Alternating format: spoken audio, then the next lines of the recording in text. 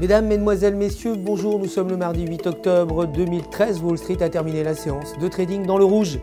Le shutdown du gouvernement américain entamant sa deuxième semaine. Le Nasdaq a perdu 0,98%, le S&P 500 0,85% et le Dow Jones a reculé de 0,90%. L'action Google a perdu 0,76%, clôturant à 865,74 $ lundi, après qu'un rapport ait indiqué que la compagnie envisage d'acheter BlackBerry. L'action a croisé en dessous du support à 870 $. Le dollar américain s'est déprécié face aux devises principales après que les législateurs américains n'aient pas réussi à trouver un moyen d'augmenter le plafond de la dette. Le shutdown décourage les investisseurs d'acquérir des dollars américains. De plus, les rumeurs que le QE3 se poursuivra même après 2014 continuent d'affaiblir le dollar américain. Aucune donnée économique majeure n'est attendue aujourd'hui.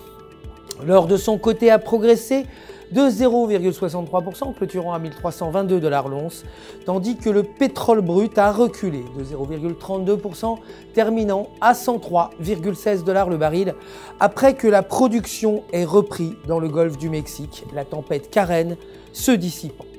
Le pétrole a brisé en dessous de 38,20% du retracement de Fibonacci, actuellement à 104,70 $, et le cours pourrait descendre davantage vers 102,40 $.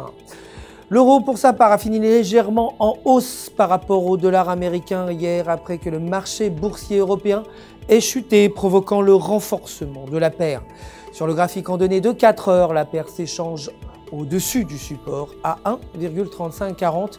Le maintien de cette tendance haussière pourrait faire que la paire évolue à 1,3620. Cependant, si la paire euro-US dollar brise le support à 1,3540, la paire pourrait descendre à 1,3500, son prochain support. Aujourd'hui, les commandes allemandes de biens manufacturiers sont attendues à 1,2% contre moins 2,7% précédemment. Pour terminer, la livre sterling s'est renforcée par rapport au dollar américain suivant la publication de l'indice des prix de l'immobilier montrant que les prix des maisons en Grande-Bretagne ont atteint leur plus haut niveau en 10 ans. Sur le graphique en données de 8 heures, la paire livre US dollar a atteint la bande de Bollinger, la plus basse, le support à 1,6000. La paire devrait atteindre la résistance à 1,6250. Voilà tout pour aujourd'hui, mais restez connectés sur www.ufxmarkets.com/fr.